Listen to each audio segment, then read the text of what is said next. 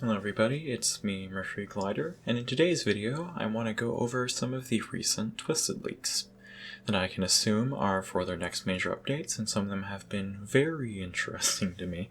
So without further ado, let's begin. To start off, we have some leaks from one of the contributors called WoW, which showcases some early meshes for a pickup truck model, which after doing a cursory search I cannot find an exact match to. Though I'd have to guess it's like a Dodge Ram of sorts, especially since it has an opening wide enough for that double rear design that you see on most Dodge Rams, specifically 3500s, and it's good to know that Twisted is still expanding their civilian vehicle list for the future. Now for the next one is one I have some good hopes for, which is a set of leaks from Armadillo, which showcases a model of the Raxpol vehicle, operated by the Advanced Radar Research Center in Oklahoma. Raxpol is a rapid scan radar and appears to be built on a 2011 Ford F-350 Super Duty, which means it will be a much smaller radar option than the Dows in the Twisted chasing field. This is one that I am looking forward to a lot, as I've always enjoyed being a radar support vehicle but hated driving a massive semi-truck around. Then after that, starting in late June, is a massive list of Ws from the one and only BSP, which has been meticulously modeling all sorts of vehicles and variants, and showing them the leaks channel on the Twisted Discord. So we'll be doing a bit of a lightning round here, with the first one being a possible new Dominator 1 variant. That seems to be the modern day paint scheme of the Dominator 1 as seen from its most recent appearances that I can think of, which has definitely seen better days. After that, we have Sean Casey's most recent Subaru chase vehicle, with the spikes and everything. I hope this will be a vehicle that we can use to not directly intercept, but at least film closer footage of tornadoes in. And after that, we got some screenshots of my most anticipated variant so far, the 2009 Dominator 1, complete with the much larger back, and even a little rack where the TV and video probe may be stored, hopefully. I am looking forward to this variant a lot, since who wouldn't want to drive what's essentially a bulky probe vehicle, and I hope to do a lot of show-accurate video probe deployments with this variant. Then after that is some actually surprising ones that I wasn't expecting, with the first one being the rear of the Urban Tornado assault vehicle, which if you don't know or remember is the only interceptor that actually got in a vehicle collision. And while the vehicle, to my knowledge, has been scrapped now, it will hopefully live on in this game. Though, judging from how BSP named this leak, he's not having the greatest time making it. Alright, now just a footnote here before we get to probably the two biggest leaks for me personally. I just wanted to quickly mention that Kunahik did post this leak, which appears to be the Tornado Wrangler from the most recent Twisters movie, that I still need to watch, but nonetheless, I have some hard doubts with this one, mainly because of the source in question. Kunahik was the one that was responsible for the Titus joke on April 1st, and while that was April Fool's Day, that's kind of tainted what I believe this guy to always show now, personally. So I'm not holding out my hope that much for this actually coming to the game. Anyways, now we'll get to some of the good ones.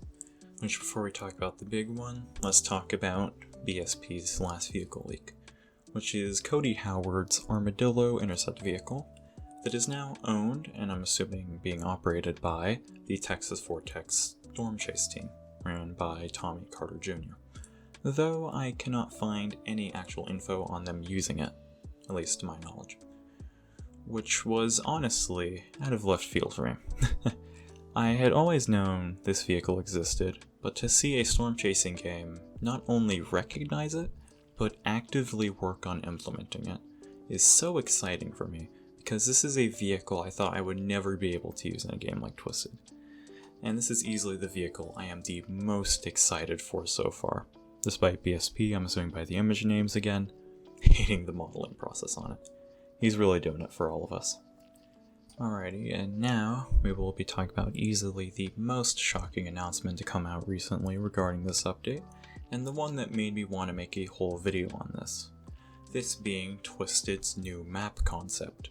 which was a major bombshell, hell, call it a nuclear shell, that dropped 4 days ago as of writing this on July 24th, which shows 5 counties and a planned 25 by 25 mile sized map, which is insanity, and even shows new towns, to my knowledge, such as Black Duck and Foston, as well as returning old towns like Wanaska.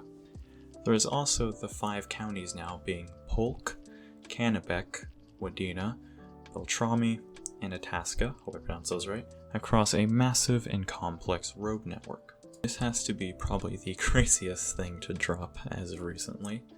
And during writing this, there is a tweet, I still call them that, on their Twitter page that has a poll, showcasing that I'm not the only one that loves this idea, and also addresses some concerns, such as performance, which they do say will be similar to the current map, since there will be more rural areas and crop fields, which also sounds exciting, since chasing on the current map being so small, it never really feels like you are chasing in any rural plains. It just feels like you're just sort of in between towns, which I guess is accurate, but you get what I'm saying. Overall, that's going to be awesome.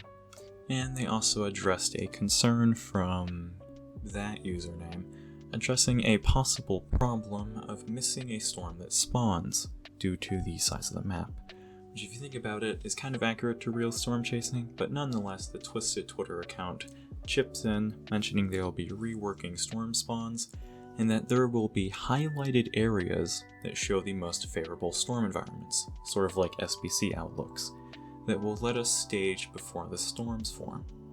Which I must say is cool as hell of an idea, since I always thought you never got the real experience of actually sitting down and discussing potential storm areas with your group when playing Twisted, or your Blizzard, depending on who you chase with, and setting up in that area. It feels like Twisted 1.22 is going to be a lot more of an actual chasing experience, where you must rely on not just skill, but also luck. And I hope that they'll make sure that every single storm doesn't have the exact same shape that makes it so easy to predict quick locations, like nowadays with that new storm spawning system. And anyways, all of this ambitious map talk will definitely take months, as they mentioned. All we have to do is just wait, as a wise man once said, let him cook. And that's a wrap. Hope you enjoyed this video.